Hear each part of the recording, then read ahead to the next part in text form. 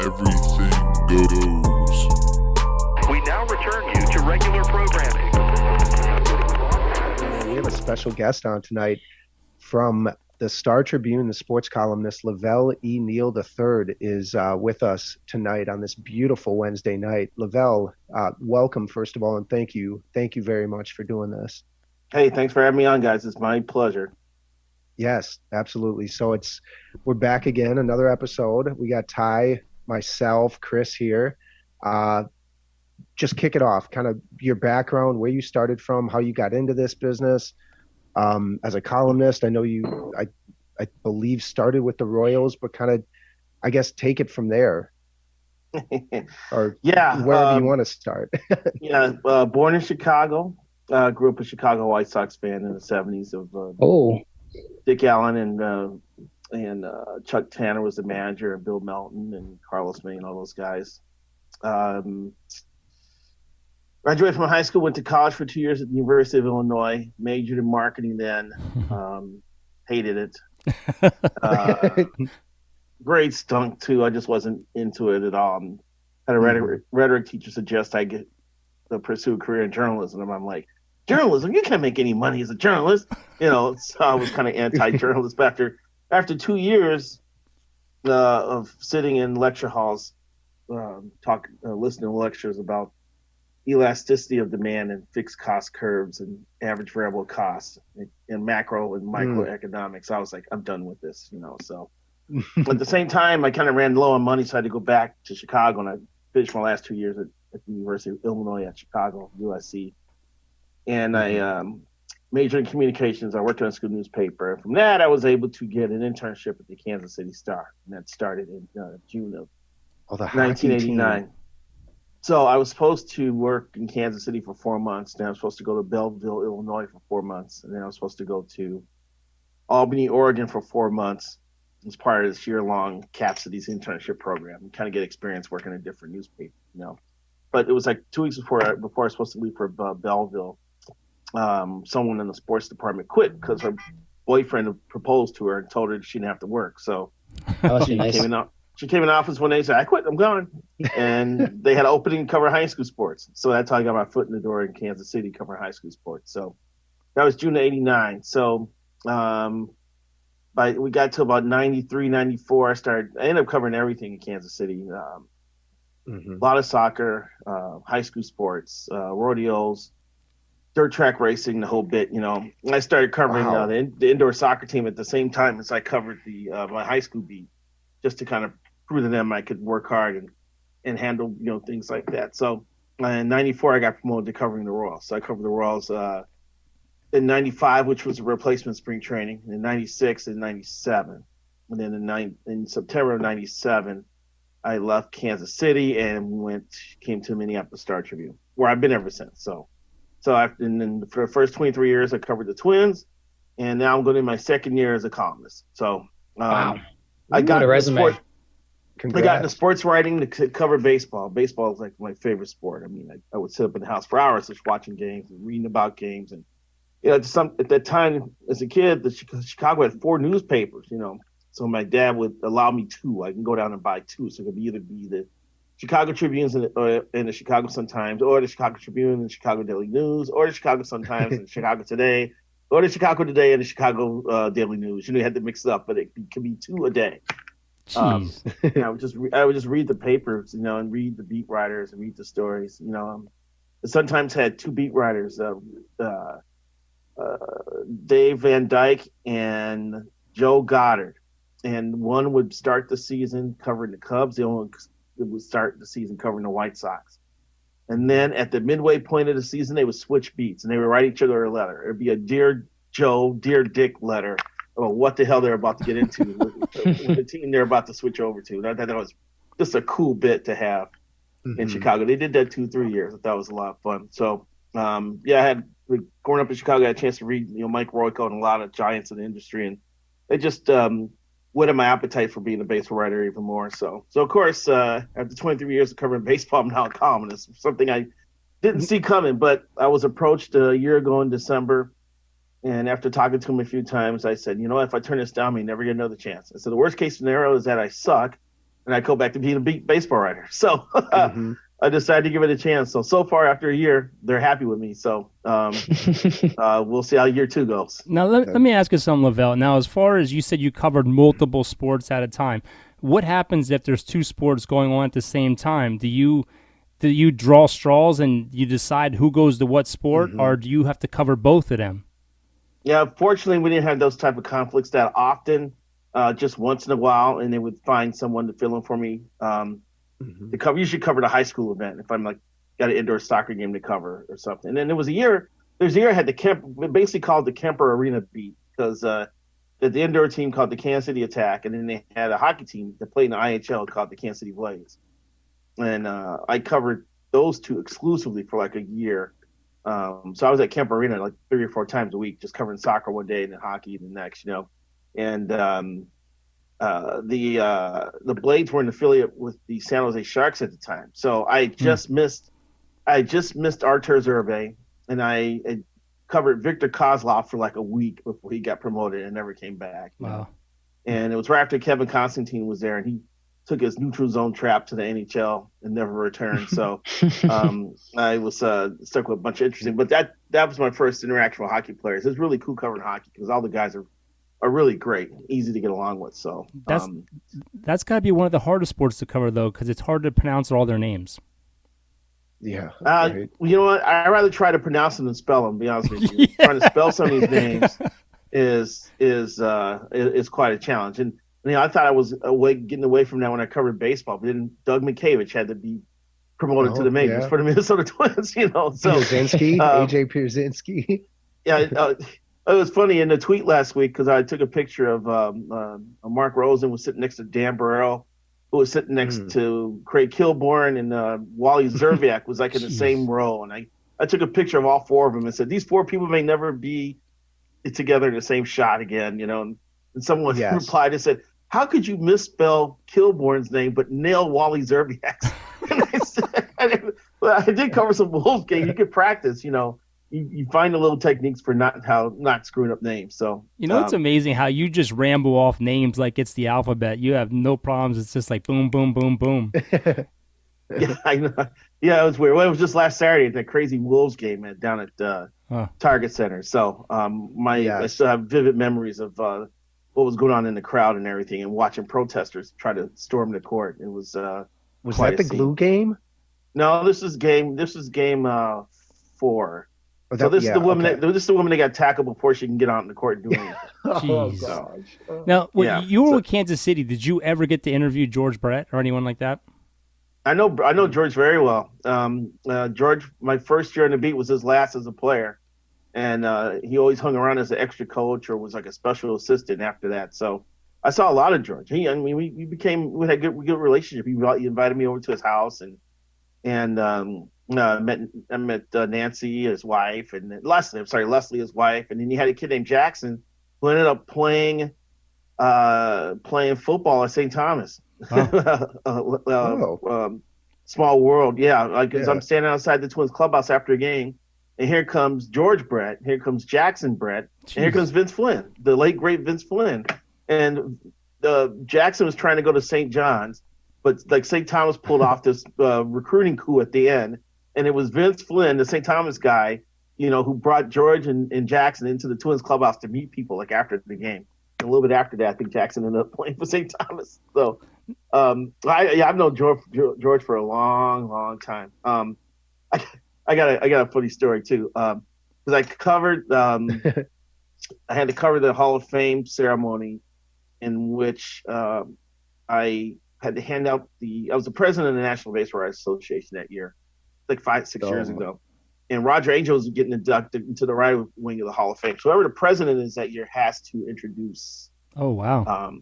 That person. Wow. So I was there, staying in the same hotel with all the Hall of Famers and stuff. So because I was part of the program, so I check in the hotel, and like the first people I see is George and Leslie Brett.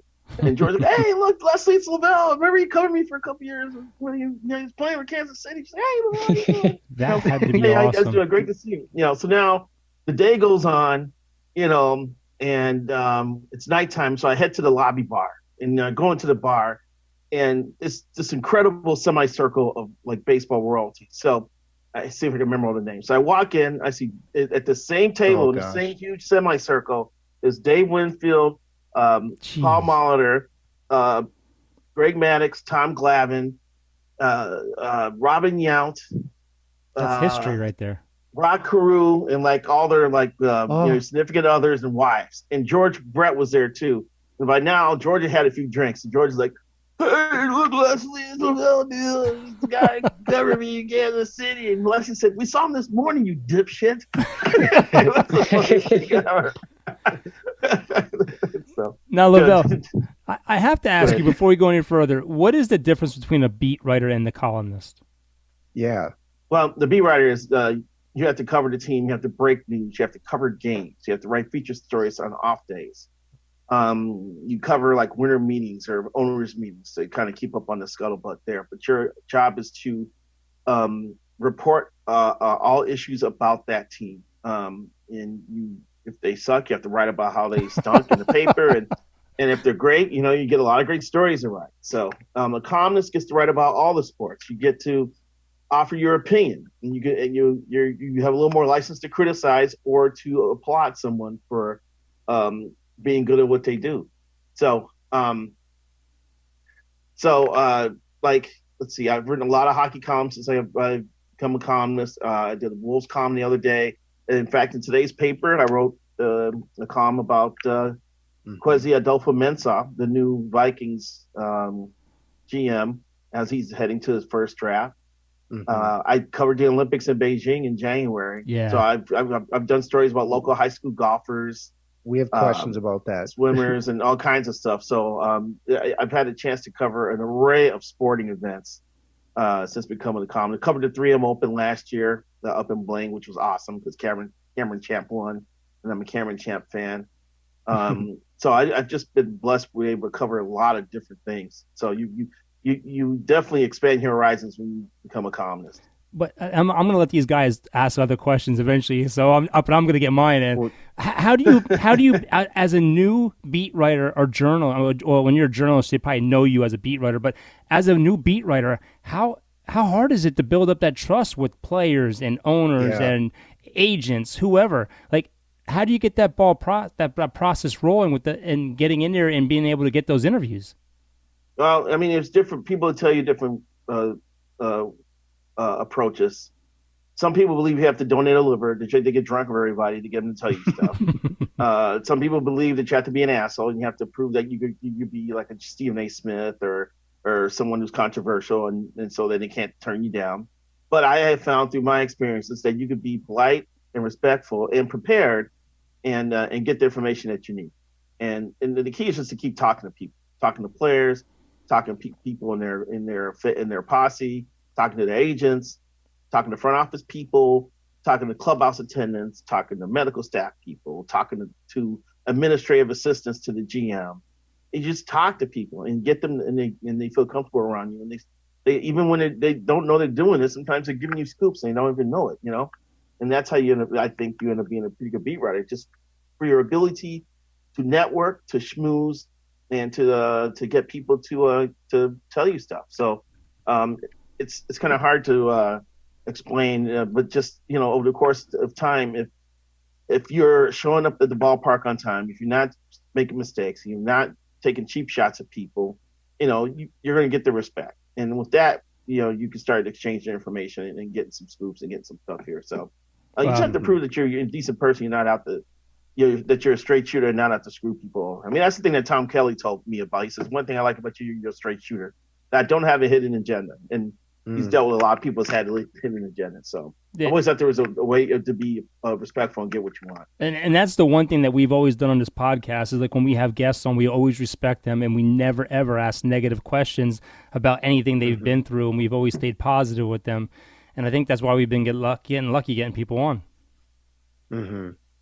That's you talk about all the football coaches you've had on there, that speaks for itself. Yeah. Ty, but do you have one? I have plenty, so if you want me to keep going, I'll keep going. Keep going. Go ahead. Because of being the president of the Baseball Hall of Fame, I'm going to butcher it. Baseball Writers Association of America. Association. That's correct. There you go. Okay. Huge. We wanted to run down. So Chris had a list of Hall of Famers, or not Hall of Famers, but the best at their positions. We wanted to run down quick, and I think A-Rod is in there at short or third. Oh, well, the thing I wanted to ask is, what is the whole process? I know voters so many people get the pick and vote players in, but right. What happens? Like, if they don't get in, how many years do they have a chance to get in? And I heard something today on the news where they're possibly opening it up again for like Bonds and McGuire and a couple other guys to get in. Yeah, you get on the. You used to be on the ballot for 15 years, and now I think you're on for 10. And if you're now elected within 10 years, you end up going to one of these veterans committee type setups where they meet once every third year, based on whenever you played. So it's funny you brought this up because like in the last couple of years, days, they just announced they realigned all this. They've changed like the different eras that they're going to vote on every third year. So like next year, I think they're doing like people from the 50s, and then I think the year after that, they have people from the 60s and 70s.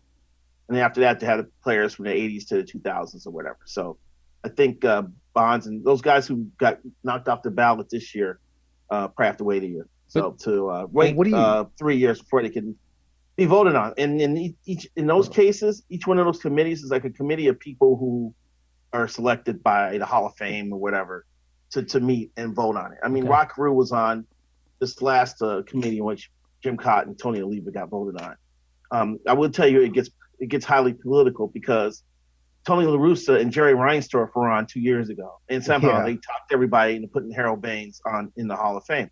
And I grew up in Chicago. Harold Baines is my guy. I mean, he was one of my sports heroes as a kid. He is not a Hall of Famer, by any stretch of the imagination. But the only reason he got in is because Jerry Reinsdorf and Tony La Russa showed up got on the committee and convinced everybody to vote for Harold. So you have some of that too. But what about guys like Rafael Palmeiro and Lou Whitaker and Dick Allen and Pete Rose and Fred McGriff, and the list goes on? Do you ever see them getting an opportunity to get in? You're talking about a lot of different cases there. Rafael Palmeiro, in theory, should be in because he hit 500 homers in his career, but he also failed a drug test after they toughened drug test standards, and that's going to harm his candidacy. Pete Rose, had issues with gambling, and I think he'd have to be reinstated first. And the thing about Pete is that he pulled a Lance Armstrong and denied and denied and denied and denied and denied and denied and denied. All of a sudden, he had a book coming out and said, "Yeah, I did." Yeah. And and that was kind of cheesy on his part. If you go online and look up the O'Dowd report, there was some pretty damning evidence on Pete's gambling history. So each person has like kind of like their own case. You mentioned Fred McGriff. Fred's in a tough spot. As far as we know, he never did anything wrong in his career. He did hit a bunch of home runs, but he's one of those guys who is probably in the Hall of Very Good and not the Hall of Great, Hall of Fame. Who else did you mention? You mentioned Dick Allen. Dick Allen's going to get another chance in one of these veterans committees. So he finished one vote shy for the second time this past go around. He could have been in there with Tony Oliva and Jim Cott, but missed out by one vote. So, and that's my guy. That's the guy I grew up rooting for as a kid. So I wish he would get a shot. He had 351 homers, and I'm afraid he didn't get the most out of his ability, which was crazy. I mean, I know everyone can't get in. I mean, you got names like Omar Vizquel, Jimmy Rollins, Nomar Garcia-Parra, Miguel Tejada, Alex Rodriguez, Jorge Posada. Don't forget, you have to get 5% of the vote just to stay on the ballot. So if they didn't get 5% of the vote, they're lopped off. Like, I'm mad because Joe Nathan didn't get 5% of the vote this last time. And then, like, Billy Wagner easily got enough to stay on the ballot. And to me, if you're going to talk about Billy Wagner as a Hall of Fame candidate, you have to consider Joe Nathan. So the man was a machine during this heyday. His 7-year run of dominance was Hall of Fame worthy. Now, do you think there'll ever be a change? That's a great point. You think there'll ever be a change of the process of getting people in? I don't know. They've tweaked it a couple times now. Like they're down to we can vote for up to 10 people. There's been talk about getting rid of that, and you can vote for as many people as you want. But I would say only 30% of the ballots are full of 10 candidates. I think I voted for 9 this year. That would be the only thing I could see change here. Unless they decide not to have the baseball writers vote anymore, that'd be the biggest change. But I think we care enough about the job, about doing a good job, that I think we're very reasonable.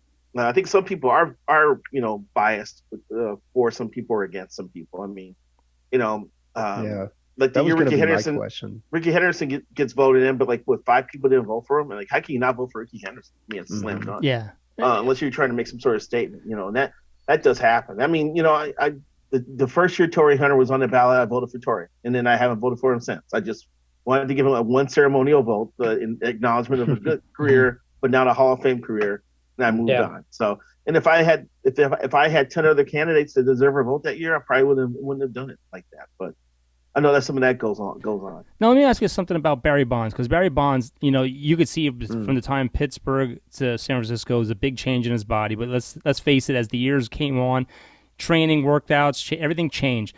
Isn't Barry Bonds the only one that's never failed the test? I think you're correct. I want to say yes. I think you're right. I think Barry's the one guy that didn't fail a test, and he's been ostracized more because of circumstantial evidence than anyone. So, and I would tell you this, that a lot of us have given up trying to be the gatekeeper on this, because there was a stretch there where we just thought that everybody ignored, commissioners ignored it, general managers ignored it, managers ignored it, trainers ignored it. Everybody looked the other way. They can't keep getting kicked down the street. And the media were like, okay, we're going to try to do what's right here. But then as we found out, I think that the PED usage in baseball was so widespread. It was like people driving on the highway knowing that there's no cop in sight. And so they're going to go over the speed limit, So I think everybody was riding dirty damn near in the 80s and the 90s. And so once we realized that, we stopped trying to be, so sanctimonious, I think, about our ballots. And I started voting for Bonds and Clemens every year, right up until the end, So it's kind of been a live and learn experience with all this and how to treat the steroid era. Now, I know other than Curt Schilling's mouth, why do you see him not getting into the Hall of Fame? Yeah, it'd be because of his mouth. I mean, I voted for him. He's been on my ballot the last few years, but some people think that his political opinions, his opinions on social justice and things like that are just wacky, and they don't want to touch him. And as much as he could be repulsive with some of his views, you still have to respect the fact that he was a hell of a baseball pitcher. And so at the end of the day, I voted for him because he was a hell of a pitcher. And he's going to go down in that group of pitchers who, if he needed to win a big game, he's up there with Jack Morris and David Cohn, I have a question. You said you're a huge baseball fan, as we are too. I've seen, me and my dad were big Yankees fans. I couldn't tell. Frustrated Yankee fans. We miss George Steinbrenner. So a big app that's used nowadays it's TikTok. I don't know if you heard of TikTok, a lot of short videos. And there's this huge movement going around where a lot of people don't believe Derek Jeter was even a good shortstop, think he's overrated, shouldn't have been in the Hall of Fame. Just curious what your thoughts were on that, and if you would put a squish to that or if you would kind of agree with it. I think that's the ultimate in jackassery if you think that Derek Jeter doesn't deserve to be in the Hall of Fame. That was not a good shortstop. He was a very good shortstop. And did he have to work hard to get to where he was at? Absolutely. I think he committed 40 errors as a rookie in his first year in the minors, something like that, 50, something like that. So he made himself into an above-average defensive player. And there's Joe Posnanski was on Twitter yesterday polling people, what is some of the most beautiful plays you've ever seen in baseball? Like Ichiro throwing someone out or Ricky Henderson stealing the base. Then my immediately thought about Derek Jeter going into the hole short and throwing the fadeaway to first base, because that to me was a thing of beauty. So I think he commanded his position very well to the last couple of years, when age caught up with him. But no, I'm never going to say Derek Jeter was a bad defensive player. I thought he played well. I thought he was great with his contact and a little bit of his power and carried the team when it was clutch moments. I just kind of laughed when I saw that. Yeah, you got to stay off of TikTok, man. Amen. Now, LaVelle, go ahead, Ace. Oh, I was going to ask. So, segue current player Byron Buxton. I want to kind of get your thoughts on him as a player, because I'm the Twins fan of the group. They are Yankees. They're from Pennsylvania. Hence Yankees, or at least East Coast bias. But Byron Buxton hit a huge game-winning home run, 10th inning the other night. He Well, I think he had 2 home runs in that game anyways, but Yes, he did. I guess speak to him as a player, and just from your insights, how good do you think he can be? Like, what do you like? What healthy, makes him good. different? Yeah, what makes him different? I guess. It's funny you bring this up because my editor and I were talking today because a lot of times the copy editors at the office start talking. All of a sudden, you get a call from the editor wondering what they were talking about is worth a column. And so someone made a statement saying that when Buxton's healthy, he's the best player in baseball, which a couple of people scoffed. But they got my editor thinking. So then I get the phone call. They said, "What are you writing for Sunday?" I said, "Well, I'm trying to write some sort of Byron Buxton type column because I think it's going to be a wild ride with him because every time he gets on the field, he's going to do something great. But every time he grimaces coming out of the batter's box, people are going to think he's injured now for the rest of the year. You're going to have to kind of buckle up for a long season." Yeah. So we started talking. He was telling me about what was going on in the office about Buxton discussion. I was like, you know what? I can't have that conversation. I mean, I can write about the subject, but it's hard to start talking Buck in terms of best player in baseball until he has a full healthy season on the field to see what numbers he puts up. My comp for him when he's healthy is Eric Davis. I think, and Eric Davis one year hit 37 homers and stole 50 bases. I don't think Buxton can steal that many bases because he's rarely on first. Whenever he does something, it's a double, Yeah. So I don't know. I don't know if he's ever going to be on first. He doesn't draw a lot of walks, but I think I think he could be a 40 homer guy, and I think he could drive in 100 runs and maybe steal 20 to 25 bags. And play really good defense in center field. That would make him an 8 or 9 WAR player, which is ridiculous, And then you'd have to start thinking, well, yeah, that's almost best player in baseball type range. Once your WAR starts getting up into 8, I think who led the league in WAR last year? Was it Juan Soto? No, it was Fernando Tatis Jr. who I believe led in WAR. Was it 8.3 or something like that? I don't have it in front of me. So if Buxton stays healthy, I think he could have a season that would put him in the conversation about is he the best player in the game. But it's like, don't call me when you're in my town. Call me when you're on my block. He's got to get there first and prove it. So, but he's immensely talented, and we've seen it here in the Detroit series already.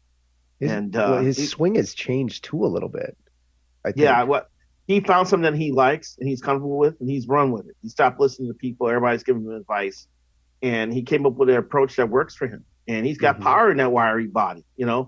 It's not like he's chiseled. I mean, he's in good shape. He doesn't have any body fat, but it's not like he's a muscular guy. But my goodness, he could put a pounding on a baseball. And LaVelle, he knows what he's doing up there now. What do you think of Gary Sanchez? Gary? No, he's been all right. I mean, it's okay. You can say he's trash. Because he's no longer with the Yankees. We did you guys a favor by taking Gary Sanchez off your hands. We took Donaldson from you guys. That's just not working out very well. How's he doing, by the way? He's like batting 125. No. He walks a lot. He walks a lot. He's playing good defense, though. He's playing a good, solid third base. And, anyway, that's horrible. The thing that sucks with Donaldson, though, is he's not bad and terrible. It's just we're rotating so many guys that he's not batting every day. So it's not like he's staying fresh in the lineup. I wonder why Aaron's doing that. I've known Aaron for a long time, by the way. I like him as a guy. So do I. I was surprised that he would take the Yankees job when he did, but because his dad Bob was the manager of the Royals the year I took over the beat. So I used to see Aaron every now and then at the ballpark. So he was a nice one. Brett was kind of a self-centered, arrogant guy, but Aaron was a nice, grounded guy. You see, he ended up being the manager there. But now Gary's been doing okay. They seem to think that, getting out of New York would kind of help him. We haven't seen him take off. He did have that one shining moment a couple weeks ago when he hit the grand slam, that helped the Twins win a game. Yeah. So we know there's pop there. And he hasn't been awful behind the plate, to be honest with you. He looks rather capable behind the dish. So maybe there's something there to work with. Maybe there's something there the Twins can take advantage of and get something out of Gary. Hey, what you're thinking though is what us Yankees fans have been hoping for 4 years. No, he's out in New York now. Real quick though, you guys were talking about Byron Buxton and being the best player possibly in the league, which I think when he's healthy, he's really good. We had the debate a couple weeks ago about Mike Trout. Has Mike Trout done enough where if he would retire today, could he possibly be in the Hall of Fame? Or do you still think he is one of the best players in the league right now? I think Mike Trout's still one of the best players in the league. Although I think he had injury issues last year. Didn't he have like a hand or a wrist or something? The last couple Something like years. that. Yeah, that's kind of held him back. So you guys gonna make me open up stuff here. I think he's a career 315 batting average. I mean, has he had 10 years in yet? oh yeah, I don't. Yeah. 12 years. Wow, he's been in the league 12 years. yeah. And the last 3 have been quiet.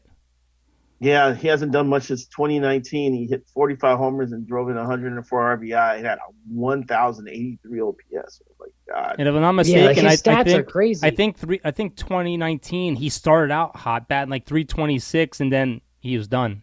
He got injured. Yeah, but he ended up playing in 134 games in 2019. 2020, it was a pandemic year. Everybody sucked. And then last year, he had issues. I think last year when he had the problem because he only played in 36 games. He's doing well this year. He's batting 347. And that's the thing, man. When he's healthy, the numbers that he puts up, you don't see that. Like that's rare to see. He doesn't run like he used to. He was 30-40 in his first year. He has not been a 30 player since. 12 years, I think that would be enough to get him in. People remember his 10-year run. Not many playoff runs. Well, he's on a crappy team. That's why. I mean, the Angels have wasted. It was like Alexander Ovechkin with the Capitals until they finally won a title. They were wasting Ovechkin's best years of his career. I'm surprised he went back to the Angels when he was a free agent. I'm surprised when his contract was coming up. Well, LaVelle, he didn't try and go. LaVelle, do they actually look at that playoffs and World Series? Like football looks at playoffs and Super Bowls. Do they look at that as far as player stats? In terms of Hall of Fame worthiness? Yeah. Some people might do. I mean, I think the raw numbers would be what they do during the regular season. But I've never held it against a candidate if he sucked in the postseason, but I've factored it in if he was great in the postseason. So I don't know if that's nonsensical or not. But so I guess I'm saying that to me, I won't let postseason hurt someone's candidacy. So, okay. His Hall of Fame statistics are right there. Actually, if you look at the Hall of Fame monitor, his batting of 143 is over the likely Hall of Famer threshold of 100. So if he was on your ballot right now, would you check Would I vote for him? Yeah. I probably would. Okay. I probably would. Wow. Okay. Let's see here. See, his career WAR is 77.3. His 7-year peak WAR is 65.1. His JAWS number is 71.2. And his 162 game average is 9.6 WAR. All right. That's all over the thresholds for average Hall of Famers. So his career WAR is already higher than average Hall of Famers for his position. His peak WAR of 65.1 WAR over a 7-year run is better than the average of 44.7. So he's got Hall of Fame. He's got Hall of Fame numbers up there now. Based on this, I would look at this and go, I'm voting for him. Wow. Yeah, man. Him and Harper were two guys that when they came out together, they just you don't see that often. That's why I said even though Trout's been injured, I think he's a Hall of Famer. Mm-hmm. No, I agree with you. I think he's worthy. Do you think Tatis could be the next gun to do that? Yeah, I think it's very possible. I think it's very, very possible. He's off to a good start. He's young. He's got to stay healthy. He's having these weird injuries. I think he had that shoulder injury last year, right? Yeah. Well, didn't he have wrist? Didn't he break his wrist during the off season? Didn't tell anybody. Yeah, he had something else going on too. Yeah, so he's got to stay. He may need a rubber uniform to kind of protect himself if he wants to get in the Hall of Fame. LaVelle, what's going on with the baseballs again? MLB home runs are down like 11%. You're seeing a lot of commentators thinking balls are gone and they're getting caught at the track. Has MLB messed around with the ball again? I don't know. The pitchers are claiming there's two different baseballs, so I would yield to the pitchers. They're the ones throwing those things, and they can tell. They can hold a baseball and determine if it's squishier or harder than it is the year before. And they will keep a ball from each year and just start comparing baseballs just to see if there's something that's incongruent, and then they start whining about it. So it doesn't seem like there's a big rapid explosion of home runs this year. So you would wonder if they've done something to the ball. And I would say this. If the Yankees would have been the team that set the Major League record for most home runs of the season, no one would complain back, it's the Yankees being the Yankees. But the year the Twins are the team, they hit 307 home runs and set a new Major League record. Oh, my God, the Twins hit 300 home runs as a team? Something's got to be done here. Yeah, something's wrong. Yeah. This is odd. Let me ask you, LaVelle, is it too early in the season to panic as a fan? You see some teams are struggling. Pitching rotations, you don't see pitchers going past 4, 5, 6 innings. You're seeing guys who are throwing no hitters that are getting pulled because of the pitch count. Is it too early as a fan to panic and worry? No, April was going to be a tough month regardless because of the short spring training. Teams were terrified that their pitchers are going to break down in the first month, and unfortunately, there's been a number of pitchers who have broken down in the first month of the season. You've seen more teams go to a 6-man rotation. The Twins are in that group, and they're watching pitch counts like never before. Now, some don't give a bleep. Yeah. Walker Buehler threw 82 pitches in his last outing before leaving spring training. I believe the Twins leader was at 60 when they left spring training. The 20 pitches is like almost like another inning and a half. And we just checked on this last week at the ballpark. The average start in Major League Baseball is right now 4 2/3 innings. Oh my Wow, that's terrible. And well, you say that. Do you know what the average was last year for the entire season? Well, for the Yankees, for the Yankees, it was like 5. 5 1/3. 5 1/3 innings is the average Major League start last year. Is that so because they're getting 16 now because the geeks are taking over baseball. The stats tell them do not have a starter face the same lineup 3 times. Get the bullpen ready and hodgepodge together the last 3 innings. And it sucks because it's wearing out bullpens. And managers running out of options late in games. That's why they had to stop change extra inning rule because they couldn't afford, to go 12 or 13 innings because they'd run out of pitchers. And then some kid would step up and save his team by, pitching 3 shutout innings in extra innings. And for his reward, he gets sent down to the minors. Great job, kid. We got to send you down because we need a fresh arm in your spot. Yeah. Damn, you're gone. For a guy who was doing his job, he get demoted. So it just sucks. But a lot of this is the pussification of starting pitchers, man. They're not allowed to go deeper. They're not allowed to pitch out of jams. They're not allowed to problem solve. Yep. Now, how do you develop a guy to throw 200 innings a year? We may not have 10 pitchers or 200 innings this season, which I think is terrible. That's the way pitchers are being coddled. You've got people who try to predict injuries before they happen. They suggest this guy needs to be shut down. Like I said, guys are getting pulled in the 5th and 6th inning, sometimes the 4th. Chris Archer went like 3 2/3, I believe, the other day. That's just the way it takes your confidence away too. Like you said, when you get pulled out of a problem-solving situation, like to me, that's like, all right, this coach doesn't think I could do it. That might take my confidence down a little bit as a pitcher. Well, I would tend to agree with you, but I think we see more brainwashing than we see pitchers losing confidence. But now a pitcher thinks that all I have to do is go 5 innings. I've done my job, and I can go play golf tomorrow. I go hang on. I can close on the bar tonight, knowing that I did my job. I pitched 5 innings, got 15 outs. Now let me ask you: the average temperature in Minnesota is probably what, 35 at game time? This month's probably less than that. Yeah. All right, April. LaVelle, of all the rule changes, they have the clock that's going to be coming. They have the no more signs. They're using those electronic pads. The ghost runners on second base. Possibly no more shifts. Do you like those rules? Are you in favor of those rules? I like the pitch. I like the pitch technology. You can just hit a couple buttons and tell the pitcher what pitch to throw. Mm-hmm. Although you saw the Twins pitcher yesterday, Chris Paddock, wanted the traditional signs flashed at him. And if a runner got on second, then they go to pitch.com or pitchcom where they'll call. Yeah. And he would have I like that actually. It looks like it may be speeding up the game. And that's what I'm all for, is to have these games take shorter. It looks like there's been a concerted effort to keep batters in the batter's box. Luis Arias isn't like walking around in, the entire home plate in between pitches now like he used to. So that's an improvement.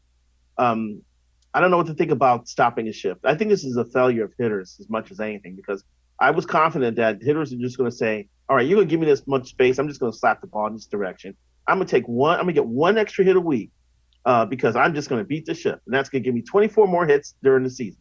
I just thought they would just look at that and go, there's free money out there. Just take it. But no, it's going to be legislated now, possibly, that you're going to have 2 players on each side of second base. And you have to have both feet on the infield dirt. So I don't know. I'm sad that we're at the point with that rule. I was hoping that hitters could figure out a way to work around that and make defenses play them more honestly. But Well, I guess that's not going to happen. They tried to simplify the game on both sides. The pitchers, the spot starters, the whole analytics behind that, and then the on the other side, the positional players, the swings. They're not really caring about contact, to contact. None of that really exists except for this launch angle generation. Yeah. Well, LaVelle, you're an old head like me. Do you miss the old style of baseball where you had guys like me Kirby too. Puckett, Wade Boggs,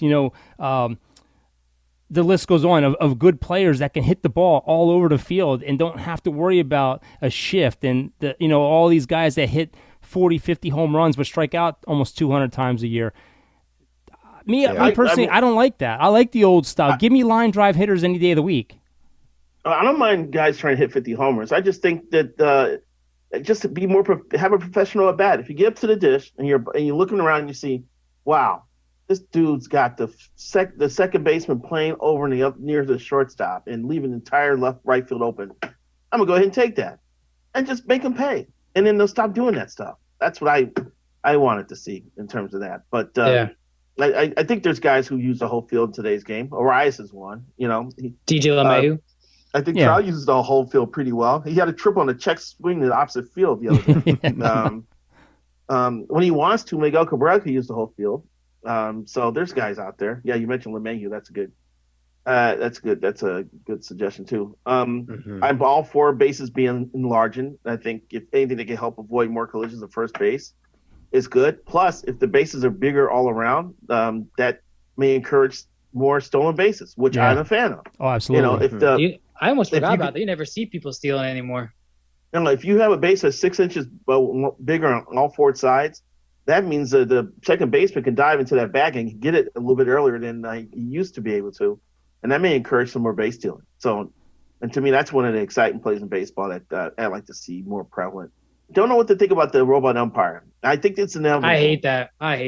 Yeah, but it's going to stop all this pitch framing, all this stuff that's fooling umpires. That's part of the game, though. I know, but I think that's the main reason why they're bringing that is to get rid of pitch framing and make it. I think you just need to get rid of Angel Hernandez and it will be fine. Yeah, he's not good, man. I watched there's a Twitter feed called Umpire Scorecard that evaluates umpires after their outing. That game in which Schwarber went bananas on him. Yeah, he was horrible. Yeah, his umpire scorecard came out the next day. Oh my God! The strike zone was in the middle of each batter's box. It was. They said he was missing like 1 out of every 4 strikes or some crazy stat he was missing.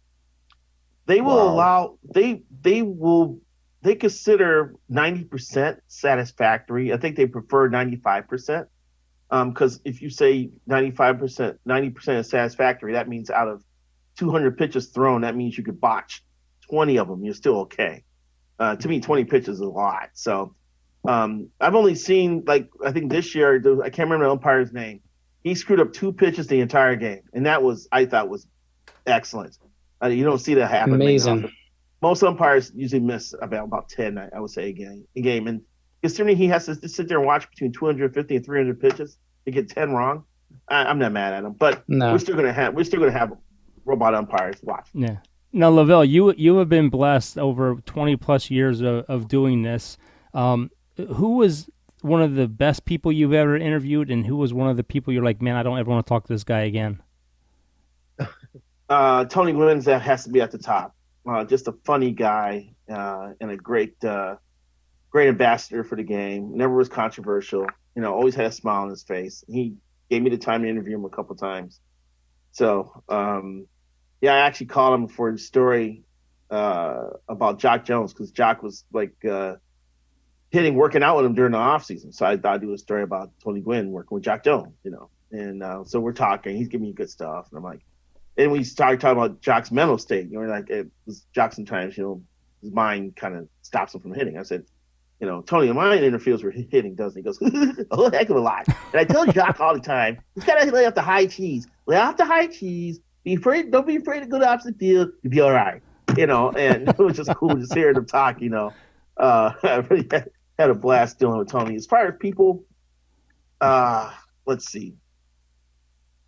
Roger Clemens never came off as genuine. Mhm. Kevin McReynolds hated the media. Eddie Murray hated the media, but when I met him at the Hall of Fame ceremony, he was an awesome person. So I don't know how to take that one.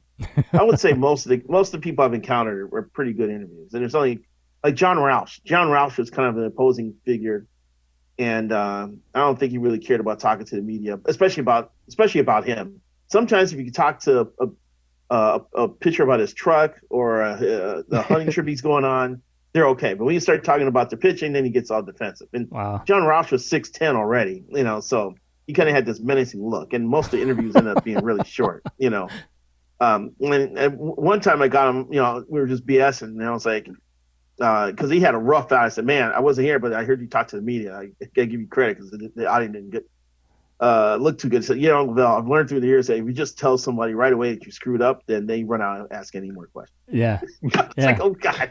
Okay, John. Take the Marshawn Lynch road and say, I'm just here so I don't get fined. Yeah. Hey, do you think a couple more? Yeah. Here, but do you think Trevor Bauer gets back in the league?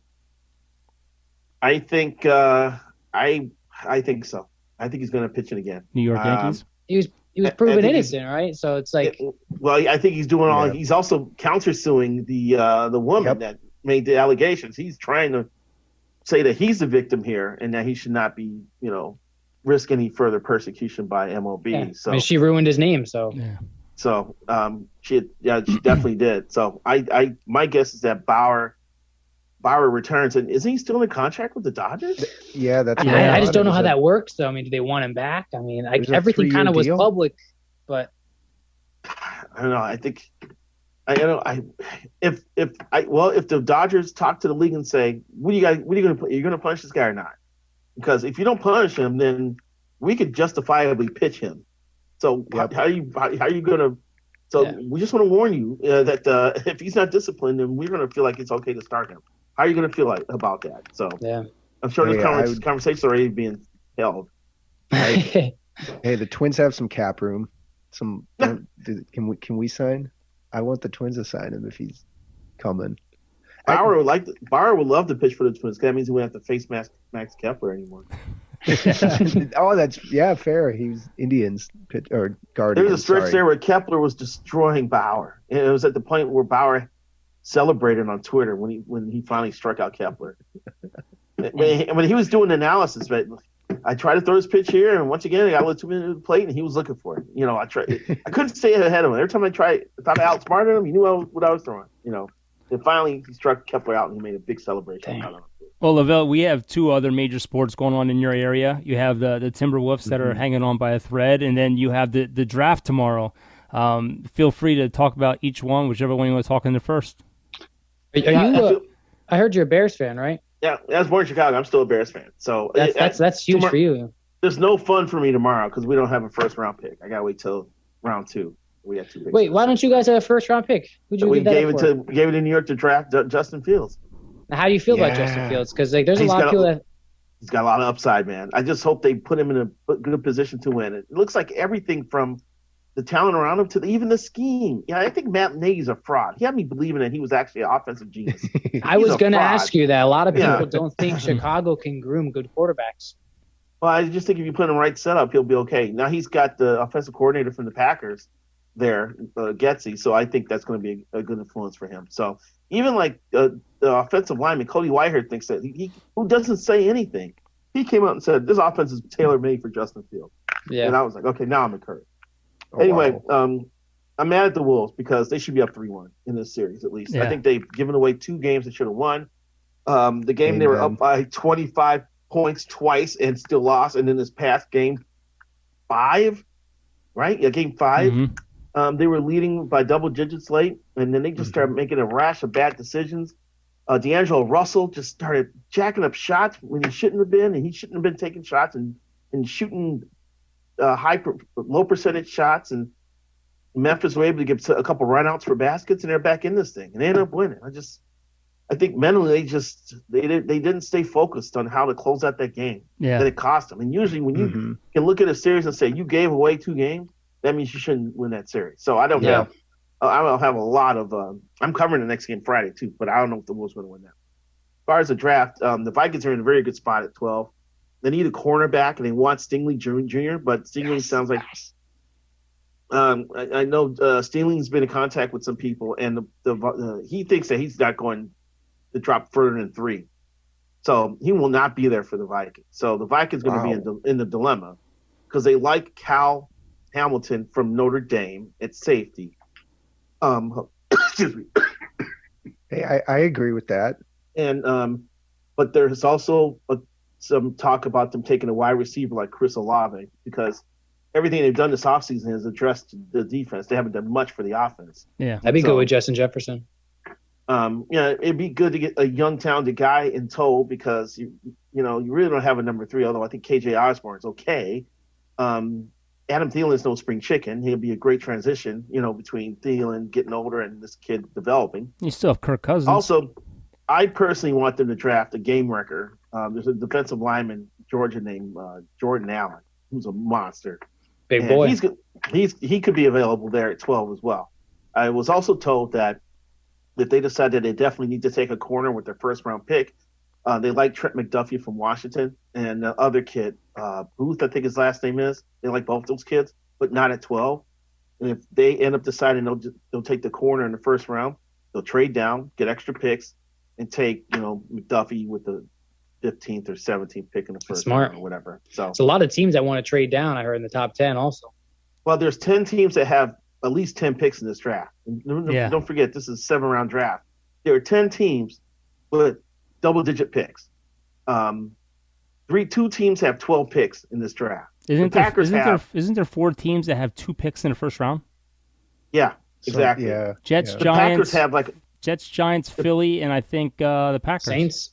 Saints. No, the Packers have 12 picks. So they can package picks to move up in the draft. Yeah, and the team like the Vikings could take advantage of that. So I think there's gonna be a lot of trades going on during the draft tomorrow. This has been by far the best offseason I've ever witnessed in my life, and then I think this draft is going to be even better.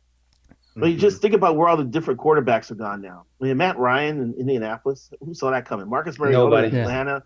Well, how about I'm a Saints fan. Deshaun Watson, Saints and Falcons, and then Browns here's $250 million guaranteed coming to play for Cleveland. Yeah, unbelievable. It's just the quarterback. Marcus Mariota starting again, which I hope he does well. Mitch Trubisky maybe starting for Pittsburgh. Yeah. Well, LaVelle, let me ask you this: with all the big name receivers and all the off-season acquisitions, they all went to the AFC, and Aaron Rodgers, he lost a lot of weapons. The NFC's wide open. Who do you see that stands out that could dominate the NFC? And matter of fact, your division might be wide open. Kirk Cousins. I'm heckling my Packer fans saying that the Vikings have closed the gap. I think the Vikings have done more to prove their roster. They traded Devontae Adams. That's a huge blow. They just automatically think that 12 is going to save the day. It doesn't matter who it is. They can bring back Jordy Nelson out of retirement, and at 12 will find them and they'll score a lot of points. It doesn't work like that. You need talented people, to make a system work. You just can't put everything on Rodgers' shoulders. So I want to see. I want to see how this draft goes, and I want to see the last round of free agency because there's still some players out there who are still looking for clubs. Akeem Hicks is still a free agent. The Honey Badger, Jarvis Landry. Jarvis Landry's still out there. There's a third wave of free agents. So, but yes, the NFC could be wide open. So you look at a team like if San Francisco doesn't trade Debo, they're going to be in a good spot to do some damage in the NFC this year.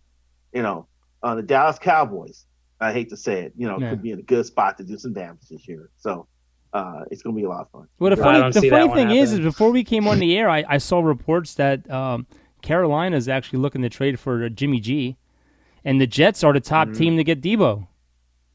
I guess, like I said, it would have to be a Tyreek Hill type haul if you're going to trade Debo. Debo's created his own position. It's a hybrid one. But I mean, he led me to a fantasy league championship last year because I drafted him just because of Yak, because I knew he was one of the best players in the league with yards after the catch. Yep. And that's what I wanted. I didn't know he was going to do it as a running back. Yeah. I'm fine with that. So it's a great pick. God, it's crazy. He averaged 18 yards of reception and 6 yards rushing out of the backfield. I think he led both categories. I wish we could figure out why he wants to leave San Francisco all of a sudden. He has scrubbed his name from all their accounts online and all the social media stuff. I don't know. Now, some people have said he's homesick. He wants to be closer to his hometown. Yeah. Some said it's because of the taxes in California. He denies all that. Where's he from? I think he's from Georgia, isn't he? He's from the East Coast. He's okay. Gotcha. Somewhere. I think South Carolina, actually. Yeah. I think you're right. I think it is South Carolina. But yeah.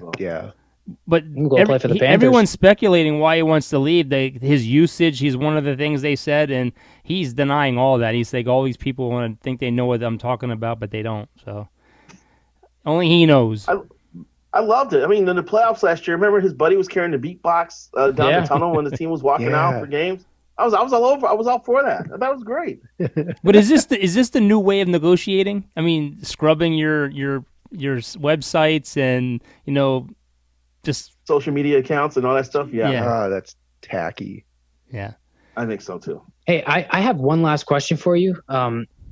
Jimmy G, do you think he's a decent quarterback? I'm not saying he's a great quarterback, but do you think he's a decent quarterback where he gets enough done to win the games? Nope. Or do you think it's strictly on the good? defense or the weapons on the team? I just think I think on a good team he's a competent caretaker. I don't think he's a guy who's going to pull something out of his ass in the fourth quarter to save the day. That's what I've been saying. I think that's not. I'm not trying to knock him. You can still be effective if you know how to not make mistakes. Didn't Phil Simms win a Super Bowl or Rich Gannon or someone like that? Yeah. You could be like a functional, just steady-handed quarterback who doesn't make mistakes, and you can lead your team to victory. So that's how I said. I said I didn't think he was great, but he does enough to get wins. We had this whole debate about Jimmy G, and I said, look, he's not a very good quarterback. He's not a guy with 3 minutes to go in a game who's going to drive you for a win. The 49ers since the 90s have always been building their team's defense first, and that defense carried them in the playoffs last year. It did. Besides Debo. Debo was the only weapon. That's a rarity because now it's like you have to have big offense now to win. Mm-hmm. Being a defensive first team doesn't work as much as they used to. This is the era. This is offensive error. You got to score points. I have a quick question for you. Do you think Colin Kaepernick gets a second chance? I think he deserves it.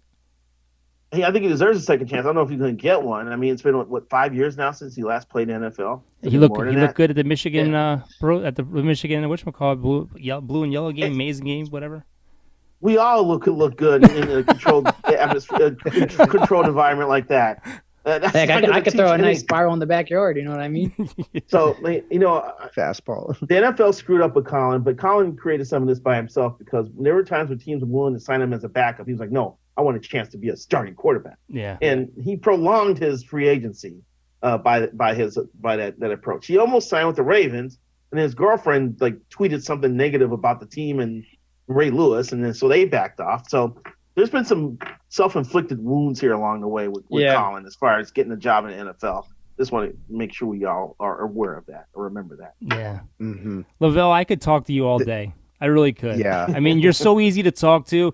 I just have tons of questions I could ask you, and I know we're taking up a lot of your time. I really do. Yeah, this has been. And the Twins game is coming on in 15 minutes. Hey, quick pitch comes on in the morning. Hey, I'm glad we started. I'm glad we started early then. Yeah.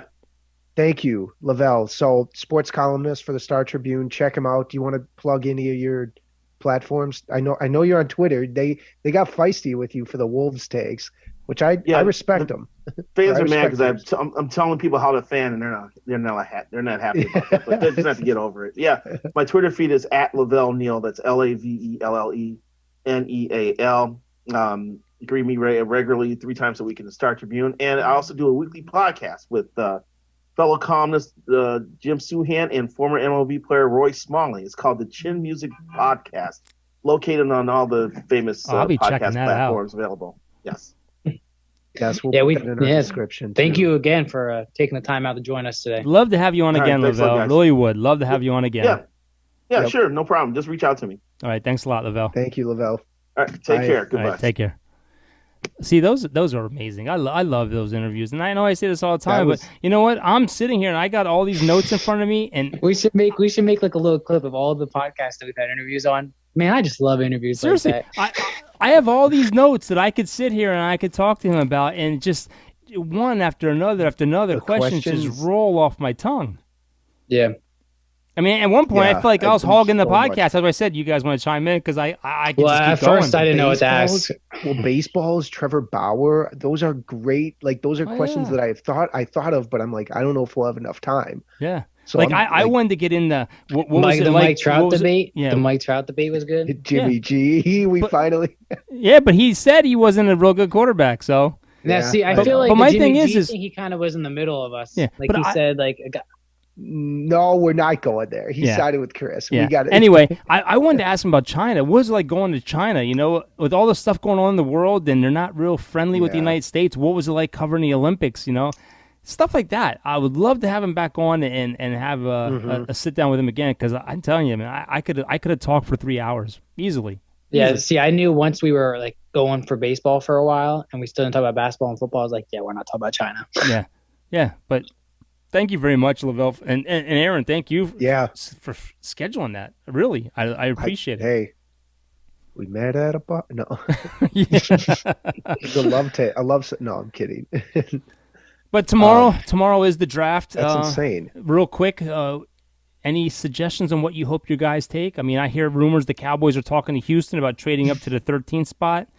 I'm hoping for a receiver for the Saints, but if they do draft the quarterback with the first pick, I won't be mad. I'll kind of be like a little excited.